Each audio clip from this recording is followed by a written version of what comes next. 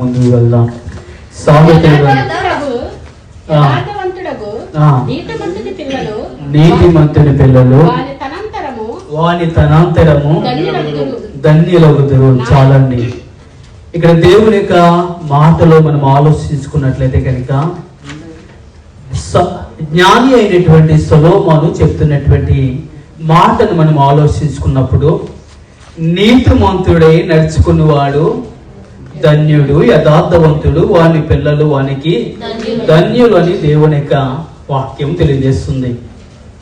ఈరోజు ప్రపంచవ్యాప్తంగా జరుపుకుంటున్నటువంటి మరి తండ్రుల దినోత్సవము, ఫాదర్స్ డేని మనం సెలబ్రేట్ చేసుకున్నాం. ప్రపంచమంతటి కూడా అది ఆ యొక్క తండ్రి యొక్క గౌరవాన్ని నిలబెట్టుకోవడానికి, తండ్రి చేస్తున్నటువంటి త్యాగాన్ని తెలియజేయడానికి మరి ప్రపంచముగా చేసుకుంటున్నారు. అది ప్రతి ఒక్కరి జీవితంలో కూడా తండ్రి బాధ్యత ప్రతి జీవితంలో కూడా చాలా ప్రాముఖ్యమైనటువంటి పాత్ర. ఇక్కడ కూర్చున్నటువంటి మనలో ప్రతి ఒక్కరము కూడా తండ్రి యొక్క బాధ్యతల ద్వారా పెరిగిన వారమే, తండ్రి యొక్క భయభక్తులలో పెరిగిన వారమే, తండ్రి యొక్క ఉద్దేశాలతో, తండ్రి యొక్క ప్రణాళికతో మనకి ఏది కావాలో, మనకి ఏది అవసరమో అది ఇచ్చి మనల్ని పెంచినటువంటి ఈ లోక తండ్రి, మన శారీరకమైనటువంటి తండ్రి ప్రతి ఒక్కరు కూడా జీవితంలో ఎక్స్పీరియన్స్ చేశారు. అయితే కొంతమంది ఇక్కడ తండ్రులు ఉన్నారు, పురుషులైనటువంటి వారు, కొంతమంది తల్లులు కూడా ఉన్నారు. అయితే వారి ప్రియమైన వారిని కోల్పోయినా కానీ, వారి ప్రియమైన భర్తలను కొంతమంది స్త్రీలు కోల్పోయినా కానీ, వారి తండ్రి పాత్రను పోషిస్తూ కూడా కుటుంబాన్ని ముందుకు నడిపిస్తున్నటువంటి తల్లులకు కూడా ఈ యొక్క వాక్యము తల్లులుగా, తండ్రులుగా మీరు అంగీకరించాలని తెలియజేస్తున్నాను. తండ్రి ప్రేమను పొందుకున్నటువంటి నేను, తల్లి ప్రేమను పొందుకున్నటువంటి నేను, తండ్రి బాధ్యతలోకి రాకపోయినా కానీ దేవుడు ఇచ్చినటువంటి వాక్య జ్ఞానమును బట్టి తండ్రి యొక్క విలువను, తండ్రి యొక్క విషయాలను తెలియజేయడానికి నేను ఇక్కడ నిలబడి ఉన్నాను. తండ్రి యొక్క పాత్రలోనికి రాలేకపోయినా కానీ దేవుడు ఇచ్చినటువంటి జ్ఞానమును బట్టి తండ్రి ప్రేమను పొందుకున్నటువంటి నేను, తండ్రి ప్రేమను లేకపోతే తల్లులకు ఉన్నటువంటి తల్లి ప్రేమను పొందుకున్నటువంటి మనము ప్రపంచమంతా కూడా ఈ దినమును సెలబ్రేట్ చేసుకుంటుంది కనుక వారి త్యాగాలను, వారి యొక్క జీవితాలను జ్ఞాపకం చేసుకునేటువంటి సమయము. అయితే నేను చెప్పిన విధముగా పురుషులు తండ్రి ప్రాప్తను పోషిస్తున్నారు, కొంతమంది పోషించవలసిన వారు ఇంకా లైన్ లో ఉన్నారు. కొంతమంది స్త్రీలు వారి కుటుంబ బాధ్యతలను వారి నెత్తి మీద వేసుకుని, వారి భుజం మీద వేసుకుని, లేకపోతే వారి యొక్క బాధ్యతలను చేత పట్టుకుని దుబాయ్ దేశం వచ్చి తండ్రి పాత్రను పోషిస్తున్నటువంటి మీకు కూడా నేను శుభాకాంక్షలు తెలియజేస్తున్నాను. ఎందుకంటే కొంతమంది ఒక భర్తలు లేకపోయినా, లేకపోతే తల్లిదండ్రులు లేకపోయినా మీరు బాధ్యతలుగా తీసుకొని తండ్రిలాగా ఆ కుటుంబాలను మీరు నడిపిస్తున్నారు కనుక ఇది పురుషులైనటువంటి తండ్రులకును, తల్లులుగా ఉండి తండ్రి పాత్రను పోషిస్తున్నటువంటి మీకు కూడా ఈ యొక్క వర్తమానాన్ని తెలియజేస్తుంది. అయితే ప్రతి జీవితంలో కూడా తండ్రి పాత్ర అనేది చాలా ప్రాముఖ్యమైనది. మనం పుట్టినప్పటి కాంచి, మనం పెరిగినప్పటి కాంచి, తల్లి గర్భములో మనం పడినప్పటి నుంచి కూడా తల్లి ఏ విధంగా అయితే నవమాసాలు మోసి మనం బయటికి తీసుకొస్తుందో, బయటికి తీసుకుని వచ్చిన తర్వాత తండ్రి పాత్ర ఏ విధంగా ఉంటుందంటే, ఒక భర్తగా ఆయన పాత్రను పోషిస్తాడు, ఒక తండ్రిగా ఆయన పాత్రను పోషిస్తాడు. అదే విధముగా తల్లి కూడా ఒక తల్లిగా పాత్ర పోషిస్తుంది, కుటుంబ యజమానురాలిగా తల్లి కూడా పాత్రను పోషిస్తుంది. అయితే ఎవరిని కూడా మనం తక్కువ చేసేటువంటి సమయం ఎక్కడ కూడా కనిపించదు. తల్లి ఎంత క్లిష్టముగా కుటుంబ బాధ్యతను నెరవేరుస్తుందో, తండ్రి కూడా బయటికి వెళ్ళి కుటుంబానికి సంబంధించినటువంటి విషయాలను ఏ విధముగా ఏ విషయాలు చక్కబెట్టాలో తండ్రి కూడా ఆయన బాధ్యతను నెరవేరుస్తాడు. అయితే తల్లులుగా ఉండి తండ్రి పాత్రను పోషిస్తున్నటువంటి మీకు, తండ్రులుగా ఉండి తండ్రులు కాబోతున్నటువంటి, లేకపోతే ఆ లైనప్ లోకి రాబోతున్నటువంటి మీకు, లేకపోతే ఆ భర్త పాత్ర పోషిస్తున్నటువంటి మీకు, రాబోయే దినాల్లో భర్త పాత్ర లేకపోతే ఆ తండ్రి పాత్ర పోషిస్తున్నటువంటి మీకు కూడా మన క్రైస్తవులో ఉన్నటువంటి మనకు కొన్ని విషయాలను నేర్పాలని ఆలోచన కలిగి ఉన్నాను. కుటుంబ వ్యవస్థలో తండ్రి ఆధ్యాత్మిక ప్రాధాన్యత. ప్రతి కుటుంబంలో కూడా తండ్రికి ఉండవలసినటువంటి మెయిన్ రెస్పాన్సిబిలిటీ ఏంటంటే ఆయన కుటుంబాన్ని ఏ విధంగా నడిపించాలనేటువంటి బాధ్యత కలిగి ఉన్నటువంటి క్రమంలో కూడా క్రైస్తవుడిగా ఎన్నుకోబడినటువంటి ప్రతి స్త్రీ, ప్రతి తల్లి, ప్రతి తండ్రి కూడా ఒక కోణమును కలిగి ఉండాలి. అది ఎటువంటి కోణం అంటే ఆధ్యాత్మికమైనటువంటి ఆత్మీయపరమైనటువంటి కోణంలోనికి రావాలి. ఒకవేళ మీలో కొంతమంది ఉంటే గనక ఆ కోణములో మంచిదే. అయితే మన పిల్లలు మంచి భవిష్యత్తులోనికి రావాలంటే, మన పిల్లలు ఉన్నత స్థానంలోనికి రావాలంటే, వారు నిలబడాలంటే గనక ప్రతి తల్లి తండ్రి కూడా ఆత్మీయపరమైనటువంటి కోణంలోనికి రావాలి. ఈ కుటుంబ వ్యవస్థలో ప్రతి ఒక్కరూ నిలబడాలంటే, తల్లి తండ్రుల మధ్య ఒక అండర్స్టాండింగ్ ఉండాలంటే, తల్లిని లేకపోతే ఆ తండ్రిని మనము ఆలోచించుకున్నప్పుడు కొన్ని విషయాలు వారి పిల్లలకు చెప్పలేకపోయినా కానీ వారి వెనక చాలా బ్యాక్గ్రౌండ్ వర్క్ చేస్తూ ఉంటారు తల్లిదండ్రులు. అయితే పలానా కుమార్తెని ఏ విధంగా తీసుకురావాలి, పలానా కుమారుని ఇదిగో వారిని ఏ విధంగా చదివించాలి అనేటువంటి కోణంలో వాళ్ళు ఆలోచిస్తుంటారు. అయితే కుటుంబ పరముగా ఉన్నటువంటి వ్యవస్థలో కలిగి ఉండవలసినటువంటి పాత్ర తల్లిదండ్రులు ఆత్మీయ పాత్ర కూడా కలిగి ఉండాలి. ఆత్మీయ పాత్ర ఎవరి దగ్గర నుంచి ప్రారంభం అవుతుందంటే తల్లి దగ్గర నుంచి, తండ్రి దగ్గర నుంచి ప్రారంభం అవుతుంది. తల్లి మందలిస్తే తండ్రి కన్నా ఎక్కువగా బాగా పిల్లలు అంటారు. అయితే తండ్రి భయమును ఎవరు తెలియజేస్తారంటే తల్లి తెలియజేస్తుంది. మీ నాన్న నీ మీద చాలా కోపంగా ఉన్నాడు, నువ్వు స్కూల్కి వెళ్ళకపోతే లేకపోతే నువ్వు మోకరించకపోతే కనుక మీ నాన్న చాలా కోపపడతాడు. అయితే తల్లి చెప్పిన మాట వింటాడు కానీ భయము తండ్రి భయము ఎవరు నేర్పిస్తుందంటే తల్లి నేర్పిస్తుంది. అయితే ప్రతి క్రైస్తవ కుటుంబంలో కూడా ప్రతి తండ్రి కూడా కలిగి ఉండవలసినటువంటి కోణం ఏమిటంటే కనుక ఆత్మీయ కోణం కలిగి ఉండాలి. అయితే ఈ యొక్క ఆత్మీయ కోణంలో తల్లిదండ్రులు మొట్టమొదటిగా కలిగి ఉండవలసినటువంటి పాత్ర ఏంటంటే కనుక ఆధ్యాత్మికమైనటువంటి న్యాయకత్వమును కలిగి ఉండాలి. స్పిరిచువల్ లీడర్షిప్ అనేది ప్రతి తల్లి తండ్రి కూడా కలిగి ఉండాలి. అదేంటండి మన కుటుంబాన్ని నడిపిస్తున్నాం కదా, నేను ఆల్రెడీ ఒక లీడర్షిప్ తీసుకున్నాను, కుటుంబాన్ని ఆర్థికంగా నడిపిస్తున్నాను, ఆరోగ్యంగా నడిపిస్తున్నాను, వాళ్ళకి ఏది కావాలో నడిపిస్తున్నాను. అయితే చాలా కుటుంబాల్లో ఈ రోజు తక్కువైనది ఏమంటే కనుక ఆత్మీయ కోణం అనేది తక్కువైంది. అయితే నేను చెప్పే మాట ఏంటో తెలుసా, తల్లిదండ్రులుగా మీరు మోకరిస్తే మీ పిల్లలు మోకరిస్తారు, తల్లిదండ్రులుగా మీరు మందిరానికి వెళ్తే మీ పిల్లలు మందిరానికి వెళ్తారు, తల్లిదండ్రులుగా మీరు పలానా వ్యక్తికి మీరు రెస్పెక్ట్ ఇవ్వండి, పలానా వ్యక్తికి మీరు గౌరవించినట్టే కనుక వారు గౌరవిస్తారు. ఒక వ్యక్తిని మనం చూసుకున్నట్లయితే కనుక యెహోషువ గ్రంథము 24వ అధ్యాయము 15వ వచనంలో అక్కడ చదవండి. యెహోవాను సేవించుట మీ దృష్టికి కీడని తోచిన ఎడల మీరు ఎవరిని సేవింతురో దేవతలను సేవించెదరో, అమోరీయుల దేశంలో మీరు నివసించుచున్నారే వారి దేవతలను సేవించెదరో, నేడు మీరు కోరుకున్నది మీరే వారిని సేవింపగోరినను నేను నా ఇంటి వారిని యెహోవాను సేవించెదమనెను. చాలండి, ఇక్కడ యెహోషువ జీవితాన్ని మనం జ్ఞాపకం చేసుకుంటే యెహోషువ జీవితంలో కలిగి ఉన్నటువంటిది ఏంటంటే father and relationship between father and sun.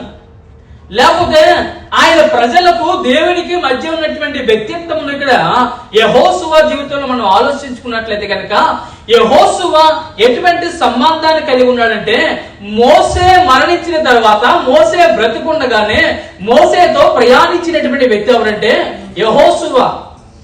మోసే నాయకత్వం తర్వాత మోసే నాయకత్వం లీడర్షిప్ ఎవరికి వచ్చిందంటే యెహోషువకు వచ్చింది.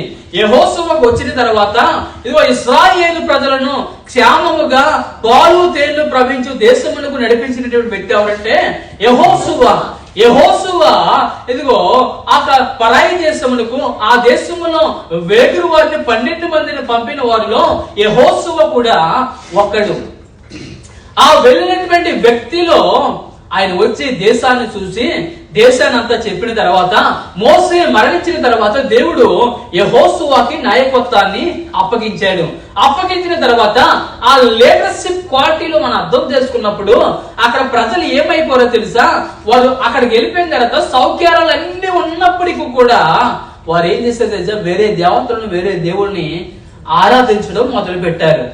అయితే యెహోషువ ఏమన్నాడు తెలుసా? నేనును నా ఇంటి వారును యెహోవాను సేవించేదము. తన తండ్రిగా కలిగి ఉన్నటువంటి బాధ్యత మనము ఎన్నుకోబడినటువంటి మన జీవితానికి, మన బిడ్డలకు తండ్రులుగా ఉన్నటువంటి మీరు, తల్లులుగా ఉన్నటువంటి మీరు ఏం తెలుసా? ఆత్మీయ పరమైనటువంటి కోణంలోనికి మీరు రావాలి. ఆ నాయకత్వంలోనికి మనం వచ్చినప్పుడు, ఆ నాయకత్వంలో మనం నిలబడినప్పుడు యెహోషువ వలె నేనును నా ఇంటి వారును యెహోవాను సేవించేదము. ఈ రోజుల్లో కుటుంబాలు ఏమైనాయండి? కుటుంబ ప్రార్థనలు తక్కువైపోయినవి. దేవుని గురించి మాట్లాడుకోవడము తక్కువైపోయినవి. భార్య భర్త మోకరించి ప్రార్థన చేయడము తక్కువైపోయినది. కుటుంబాలతో కూర్చుని ప్రార్థించడము కుటుంబాలు తక్కువైపోయినవి. మోకరించి ప్రార్థించడము తక్కువైపోయినది. ప్రతి ఇంటిలో కూడా ఒక వాక్యం ఉంటుంది, ఈ గృహానికి యెహోవే అధిపతి. కానీ ఆ గృహానికి యెహోవాను అధిపతిగా చేయటం లేదు. ఇక్కడ ఆలోచించుకున్నప్పుడు ప్రతి తండ్రి కూడా ఉండవలసిన లక్ష్యం ఏంటి తెలుసా? ప్రతి తల్లికి కూడా ఆత్మీయ కోణం అనేటువంటి పాత్ర నడిపింపులోనికి మనం రావాలి. ఆ నడిపింపులోనికి ఎప్పుడు వస్తామంటే మొట్టమొదటిగా మనం రూపాంతరం చెందాలి. నా కుటుంబాన్ని నేను నడిపించాలి, నా కుటుంబానికి పాత్రగా ఉండాలి. మనం ఏం చేస్తామో తెలుసా? మన పిల్లలకి వారి ఎడ్యుకేషన్కి ఎంత కావాలో అది సిద్ధపరుస్తాము, అది మంచిదే. మన పిల్లలకి మనం ఏమి ఇవ్వాలో అది సిద్ధపరుస్తాము. కానీ నా కుమారుడికి, నా కుమార్తెకి నేను దేవుని రాజ్యం ఇవ్వాలని ఆలోచిస్తున్నారా? మీరు ఇక్కడ ఉన్నారు కదా, లోకంగా ఆలోచించండి. భార్య భర్తలుగా మీరు ఉన్నారు, లేకపోతే మీ భర్త ఇంటి దగ్గర, మీ భార్య ఇక్కడ, లేకపోతే మీరు ఇక్కడ, మీ బిడ్డలు ఇంటి దగ్గర. మీరు ఎప్పుడైనా ఆలోచించారా నా భర్త, నా పిల్లలు నాతో పాటు ఇక్కడ ఉంటే బాగుంటుందని? మీరు ఎప్పుడు ఆలోచించారా మీ భార్య, మీ పిల్లలకి ఉంటుందని ఆలోచించారు ఎప్పుడైనా? నేను ఆలోచించలేదు ఎవరైనా? నేనైతే ఆలోచిస్తాను. ఎప్పుడైనా అందరితో పాటు ఇక్కడ ఒక నెల రోజులైనా ఉండాలని అనుకుంటాను. మీరు ఆలోచించారు ఎప్పుడైనా? ఆలోచించారండి? అయితే శారీరకంగా ఈ విధంగా ఆలోచించినప్పుడు మరణించిన తర్వాత వారు కూడా మనతో దేవుని రాజ్యం ఉండాలని ఆలోచించారా ఎప్పుడైనా? ఈ విషయాలు చాలా తక్కువగా మనం ఆలోచిస్తాము. నేను ప్రార్థనకి వెళ్తున్నాను కదా, నా భక్తి సరిపోతుంది కదా, నేను దేవుని రాజ్యానికి వెళ్ళిపోతున్నాను అని మనం అనుకుంటే సరిపోదు. కానీ మన బిడలను సిద్ధపరచాలి దేవుని రాజ్యం కొరకు. మనకు కుటుంబాన్ని సిద్ధపరచాలి. ఇదే ఆత్మీయ నాయకత్వము. మనం ఏ విధంగా అయితే మన బిడలను వారి చదువు కొరకు ధనములు అన్ని సిద్ధపరుస్తున్నామో, యెహోషువ ఇదిగో ప్రజలకు నాయకత్వముగా ఉన్నా గాని మీరు ఏం చేస్తారో నాకు తెలియదు, కానీ మీరు ఎవరిని ఆరాధిస్తున్నారో నాకు తెలియదు, కానీ నేను సత్యమైన దేవుని మీకు తెలియజేస్తాను. అయితే నేను చెప్తున్నాను, నేనును నా ఇంటి వారును యెహోవాను సేవించేదమని తెలియజేస్తున్నాడు. మన కుటుంబంలో కుటుంబ ప్రార్థన లెగాలి. మన కుటుంబంలో దేవుని గురించి మాట్లాడడం లెగాలి. మన కుటుంబంలో మోకరించేటువంటి అనుభవంలోనికి మనం రావాలి. మన బిడ్డలు ఏ విధముగా దేవుల్లో ఎదుగుతున్నారో వాటిని మనము తెలుసుకోవాలి. రెండవ కోణంలో మనం ఆలోచించుకున్నప్పుడు ప్రేమ మరియు క్షమాగుణంలోనికి రావాలి. ఏ విధంగా రావాలంటే కనుక ప్రతి తండ్రి, ప్రతి తల్లికి కూడా ఏముంటుందంటే ప్రేమ ఉంటుంది బిడ్డల పట్ల. ఇంకోటి ఏముంటుంది? శ్రమ కూడా ఉంటుంది. అంటే వారిని క్షమించడం కూడా. మనుషులు ఎవరో క్షమించలేకపోయినా కానీ క్షమించేవారు ఎవరో తెలుసా? తల్లిదండ్రులు క్షమిస్తారు. వాళ్ళు చేసిన తప్పులను మనుషులు మర్చిపోలేనా గాని వారు కట్టుకున్న వారు మర్చిపోతారు. మనుషులు చేసినటువంటి తప్పులు మనుషులు మర్చిపోలేకపోయినా గాని వారు కన్నవారు మర్చిపోతారు. ఎందుకంటే వారి పట్ల ప్రేమ అపారముగా ఆ విధంగా ఉంటుంది. అయితే లోకాసు వార్త 15వ అధ్యాయంలో ఒక తండ్రి ఒక కుమారుణ్ణి క్షమించాడు, ప్రేమించాడు. మనందరికి తెలిసిందే కదా, తప్పిపోయిన కుమారుడు. చదవనవసరం లేదు కానీ తప్పిపోయిన కుమారుడు గురించి మనము ఆలోచించుకున్నప్పుడు తండ్రి అన్ని సిద్ధపరిచాడు. తండ్రి దగ్గర అన్నీ ఉన్నాయి. అయితే ఆ కుమారుడు లోక ఆస్తులను ఆకట్టుకుని లోకముతో సాంగత్యము చేసుకుని లోకములోనికి వెళ్ళిపోయి ఇదిగో తన తండ్రి దగ్గరికి వచ్చి ఒక రోజున ఒక మాట అన్నాను, నాన్న ఇదిగో నేను చిన్న కుమారుని కదా, నాకు రావాల్సినటువంటి ఆస్తి ఎంత అయితే ఉందో అది నాకు ఇచ్చేస్తే కనుక నేను వెళ్ళిపోతాను నాన్న అన్నప్పుడు తండ్రి బాధపడ్డాడు. ఏ కుమారుడైనా కానీ తల్లిదండ్రులు బ్రతుకున్నప్పుడు ఈ మాట అంటాడండి? ఏ కుమారుడైనా అంటాడా? ఈ లోకములు ఇప్పుడు అంటున్నారు కదా, ఈ లోకములో వివాహం అయినట్టు ఏమంటున్నారు? నాది నాకు ఇచ్చేయి, నేను నా భార్య వేరే పెట్టుకుంటాము, లేకపోతే మాది మాకు ఇచ్చేయండి, మేము పడవలసింది మా తెప్పులేవో మేము పడతాము. అయితే ఈ కుమారుడికి ఇంకా వివాహం కూడా అవ్వలేదు. తండ్రి దగ్గరికి వచ్చి నాన్న నాకు ఇచ్చేవలసింది విసేస్తే కనుక నేను వెళ్ళిపోతాను. తండ్రి ఎంతో దుఃఖించాడు. దుఃఖించి ఏం చేశాడు తెలుసా? నాయనా నేను దుఃఖపెట్టలేనని తనకు కలిగి ఉన్నటువంటి ఏదైతే వెళ్తుందో ఆ పోర్షన్ ఆఫ్ ఆస్తి ఇచ్చేసి పంపించేసినప్పుడు తను వెళ్ళిపోయాడు. మీ పిక్చర్ లో చూడొచ్చు, అక్కడ తను వెళ్ళిపోయాడు. తన జీవితంలో అంతా కోల్పోయాడు. స్నేహితులందరూ వెళ్ళిపోయారు, ఎవరూ లేరు తన జీవితంలో. ఇదిగో ఒకనొక సమయంలో పందులకు వేసేటువంటి ఆహారం కూడా తినడానికి ఆయన సిద్ధపడిపోయాడు. కానీ అక్కడ గ్రహించాడు, మా నాన్నగారి దగ్గర ఉన్నటువంటి పనుల్లో నేను కూడా ఒక్కడగా ఉంటే సరిపోద్దేమో, కొడుకుగా ఉన్నటువంటి అవకాశాలు కూడా నేను కోల్పోయాను. కానీ నా జీవితంలో ఒక పనివాడికి వెళ్తే మా నాన్న జాయిన్ చేసుకుంటాడేమో అని వెనుకకు వస్తే తండ్రి మట్టికి కుమారుడు కొరకు ఎదురు చూస్తున్నాడు. తండ్రి ప్రేమ తెలుసండి, తల్లి ప్రేమ బిడ్డలకు తెలుసండి. కానీ కొన్ని సార్లు వారు కలిగి ఉన్నటువంటి ప్రేమను బట్టి, సంఘాత్యాలను బట్టి, లేకపోతే లోకాస్తులను బట్టి, స్నేహితులను బట్టి వారు ఏం చేస్తారు? దూరముగా వెళ్ళిపోతున్నారు. దేవుని దగ్గర నుంచి, తల్లిదండ్రుల దగ్గర నుంచి దూరంగా వెళ్ళిపోయి వారు దీవించాలని ఆలోచన కలిగి ఉంటున్నారు. అయితే తల్లిదండ్రులుగా మనం ఏం చేయాలి తెలుసా? ఆ తండ్రి ఏ విధంగా అయితే ఎదురు చూశాడో తండ్రి ప్రేమ, ఆ క్షమాపణ అనేటువంటి హృదయంలోనికి మనం రావాలి. ఆ క్షమాపణ అనేటువంటి హృదయంలో మనం వచ్చినప్పుడు ఆ తండ్రి చూడండి ఎంత ప్రేమగా అతన్ని జాయిన్ చేసుకుంటున్నాడో. అంత మాత్రమే కాకుండా నా కొడుకు వెనక వచ్చాడని ఏం చేస్తున్నాడో తెలుసా? పండగ చేస్తున్నాడు ఇంట్లో. అంటే ప్రతి తండ్రికి ప్రతి తల్లికి ఉంటుంది. కానీ మరలా జ్ఞాపకం చేస్తున్నాను, పిల్లలు మనల్ని ఎంత బాధ పెట్టినా, పిల్లలు మన ఎంత హీనముగా ఉన్నా కానీ తల్లిదండ్రులుగా మనం దీవించాలి ఎప్పుడు కూడా పిల్లల్ని. చాలా మంది తల్లులు దీవెనలు ఉండాలి పిల్లలకి, తండ్రులు దీవెనలు ఉండాలి పిల్లలకి. మన కొన్ని సార్లు మన నోటంట ఆడేదైనా తప్పు చేసినంటే నువ్వు అలాగైపోవాలరా, నువ్వు ఇలాగైపోవాలరా, లేకపోతే ఆ వేరే విధముగా మన నోటంట ఎప్పుడు కూడా మన పిల్లల్ని ఎప్పుడు కూడా శపించకూడదు. ఈ మాట మళ్ళీ తెలియజేస్తున్నాను. తల్లిగా తండ్రిగా మన పిల్లల్ని ఎప్పుడు కూడా ప్రేమించాలి. ఒకవేళ వారు మీకు చెడు చేసినా గానీ దేవుని సన్నిధికి వచ్చి, అయ్యా నా కుమారుడు మనసు మార్చండి అయ్యా, నా కుమార్తె మనసు మార్చండి అయ్యా అని మనం ప్రార్థన చేయాలి. ఈ మధ్యలో దుబాయ్లో ఒక అతను ఫోన్ చేశాడు నాకు. ఫోన్ చేసి వరక బావ కొడుకంట, ఆయన టీచర్ గారంటండి. ఆయన మన 10th రిజల్ట్ వచ్చినాయి కదా, ఆయన టీచర్ గారంట. వాళ్ళ కుమారుడికి ఎంత వచ్చినాయి అంట? స్కూల్లో పిల్లలకి అందరికంటే తక్కువ వచ్చినాయి అంట టీచర్ గారి కొడుక్కి. నేను అడిగానండి, ఆ టీచర్ గారు ఏమన్నారండి మరి ఆ బాబునంటే, నేను టీచర్ రా స్కూల్లో, నాతోటి ఉపాధ్యాయులందరూ కూడా అండి మీరు టీచర్ కదా, మీ అబ్బాయి మంచి మార్కు వస్తాడు అనుకున్నామండి, మీ అబ్బాయి రాలేదంటే మొత్తం వాళ్ళందరూ అన్న మాటలను బట్టి ఇంటికి వెళ్ళి ఆ కుమారుని మంద నుంచి కొట్టాడంట. కొడితే ఆ కుమారుడు బాత్రూంలోకి వెళ్ళి పురుగుల మందు తాగేసాడంట కుమారుడు. అయితే కుమారుడు బ్రతికే ఉన్నాడు అనుకోండి, దేవుని చిత్తం బట్టి బ్రతికే ఉన్నాడు. అయితే తండ్రిగా మనం చేయవలసినటువంటి బాధ్యత ఏంటో తెలుసా? తల్లిదండ్రులుగా మన కుటుంబ వ్యవస్థలో మనం ఉన్నప్పుడు తల్లిదండ్రులుగా మనం చేయవలసిన విషయాలు ఏంటో తెలుసా? వారిని మందలించడం మాత్రమే కాకుండా, నైనా నీకు ఇంకా భవిష్యత్తు ఉందిరా, అంటే నాకంటే వయసులో మీరు పెద్దవాళ్ళే కానీ నేను చెప్పేటువంటి అనుభవం లేకపోయినా కానీ దేవుడి యొక్క వాక్యము ద్వారా ఈ మాటలు మళ్ళీ మీకు జ్ఞాపకం చేస్తున్నాను. నీకు ఇంకా భవిష్యత్తు ఉంది నాయనా, నీకు ఈ పని కాకపోతే ఇంకో పని ఉంది.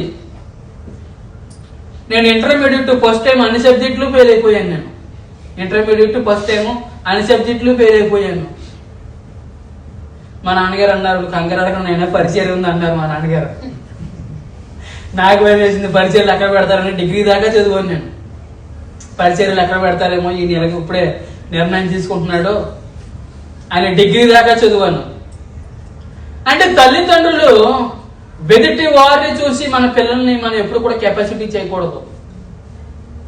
కంపెనీలో కొంతమంది ఉన్నారండి, లేకపోతే మీరంటూ వెనకాల వచ్చిన ఉన్నారు, మీకంటే ముందుగా వెళ్ళి మంచి పొజిషన్లో ఉన్నారు. అలాగని మిమ్మల్ని తక్కువ వెళ్ళడం కాదు, వాళ్ళ సామర్థ్యాన్ని బట్టి వారు ముందుకు వెళ్ళారు. ప్రతి ఒక్కరికి కూడా ఒక్కొక్క కెపాసిబిలిటీ దేవుడు ఇచ్చాడండి. చదువుకోవలసినటువంటి క్యాపబిలిటీ కొంతమంది పోలేదు. ఇంటికాడ ఉన్నారండి, బీటెక్ చేసినటువంటి వ్యక్తి ఉన్నాడు, మంచి డిగ్రీ, సంవత్సరానికి 1,00,000 2 లక్షలు చదువు పెట్టి కూర్చోబెట్టి ఉన్నారు, 20,000 సంపాదిస్తున్నాడు. ఈ మాట అంటున్నాను ఏమనుకోకండి.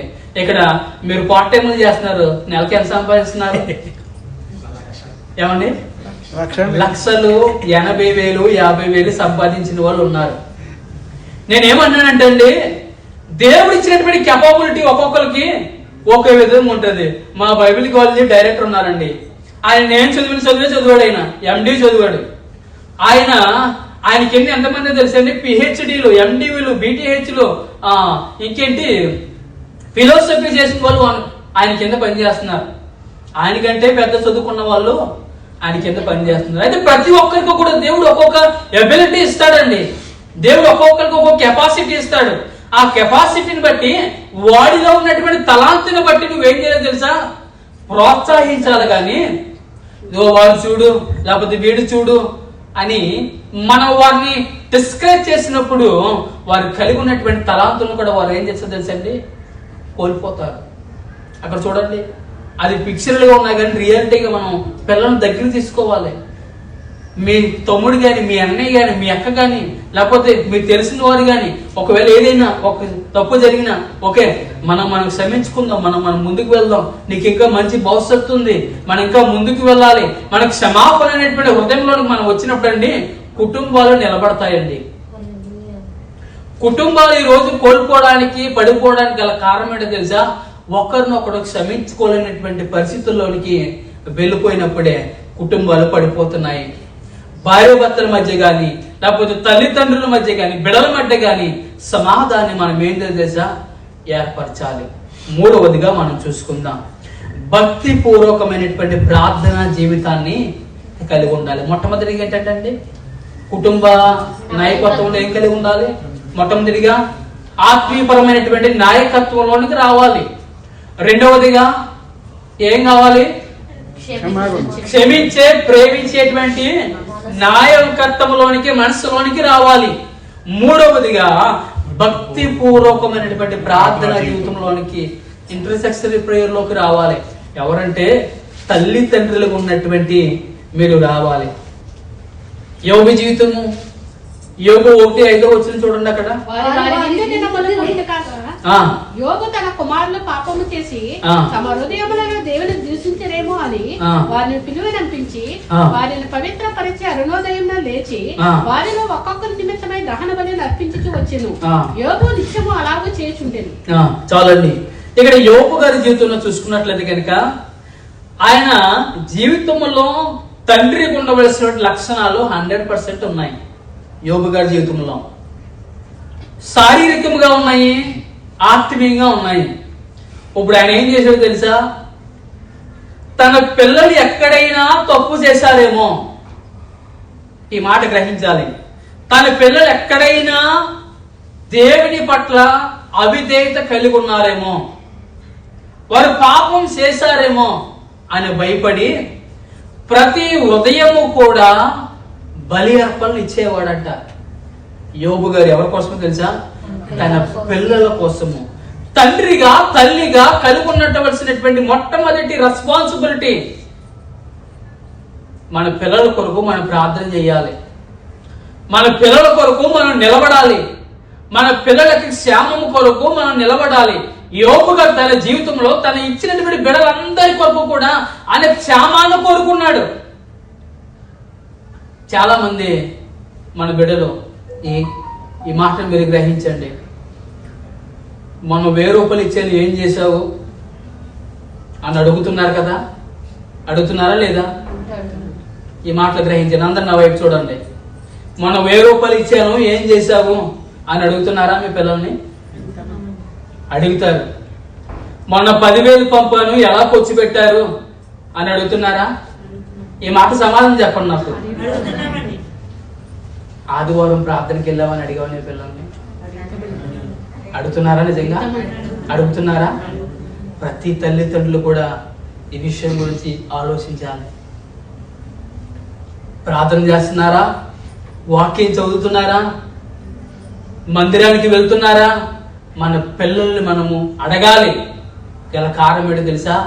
వారి భక్తి నుంచి తొలగిపోకుండా నువ్వు వేసినటువంటి ఆ విత్తనము అది చెట్టయి ఫలించాలి గాని దాన్ని నరికి వేసేటువంటి సిచ్యువేషన్లోనికి తీసుకురాకాడు తల్లిదండ్రులు. యోబు తన జీవితంలో చేసినటువంటి ప్రాధాన్యతమైనటువంటి విషయం ఏంటో తెలుసా? తన బిడ్డలు ఏం చేస్తున్నారో గమనించాడు. తన బిడ్డలు ఒకవేళ దేవుడి పట్ల అవిధేయత కలిగి ఉన్నారేమో అని దేవుడి సన్నిధికి వచ్చి ఆయన బలులు అర్పించడం మొదలు పెట్టాడు. మన జీవితంలో కూడా మన పిల్లల పట్ల ఇదిగో నేను పంపిస్తున్నాను కదా, సంతోషంగా ఉన్నాను నాన్న, అమ్మ నాకు ఇది కావాలి, నాకు ఇది కావాలి, మంచిదే. మన పిల్లల్ని మనం ప్రేమించడం మనం వారికి చేసుకోకపోతే ఇంకెవరు చేసుకుంటాము? అయితే వారి భక్తి విషయంలో కూడా మీరు పరిగణనలోనికి తీసుకోవాలి. వారు ఏం చేస్తున్నారు?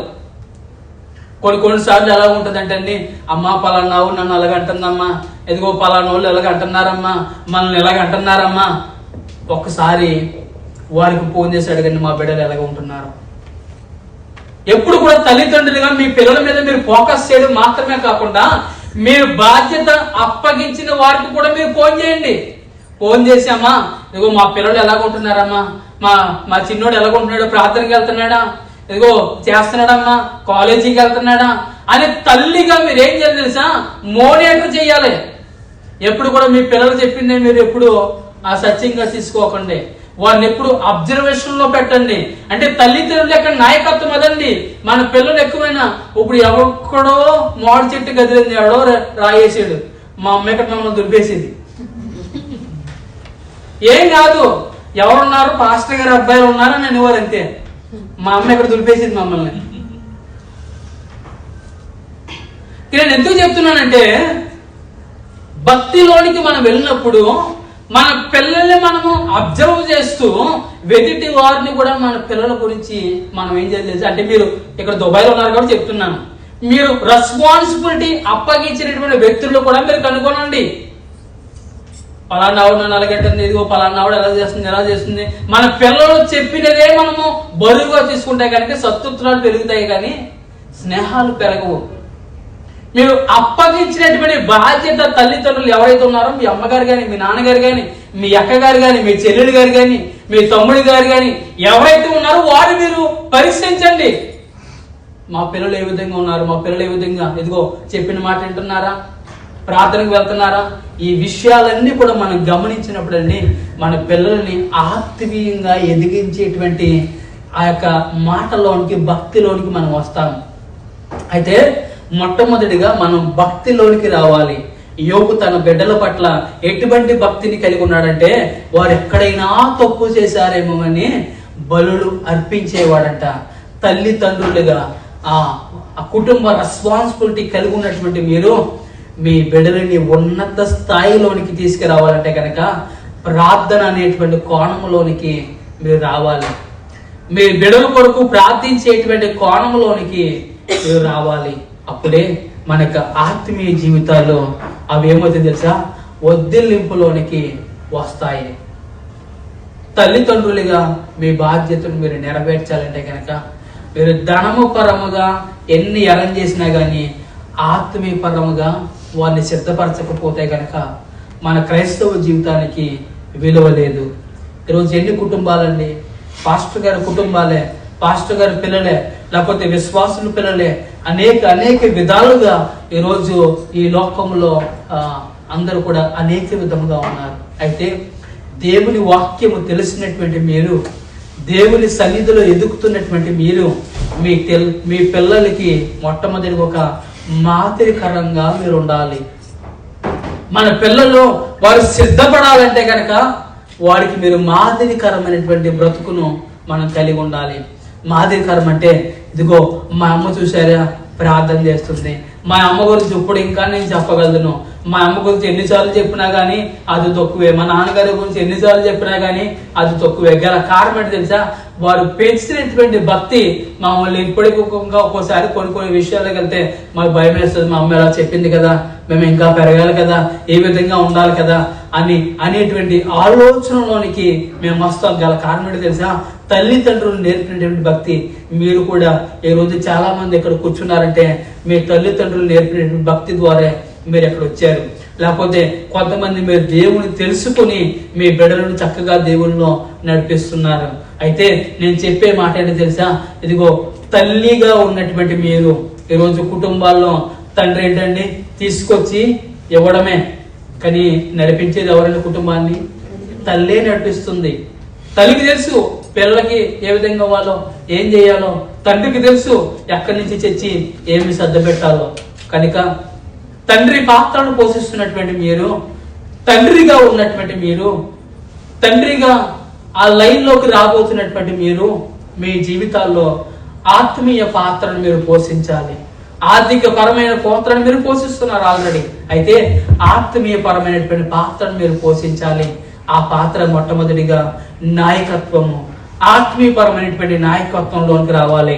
యెహోషువ నేనును నా ఇంటి వారును యెహోవాను సేవించదమని యెహోషువ ఆత్మీయ నాయకత్వము కుటుంబానికి నేర్పాడు.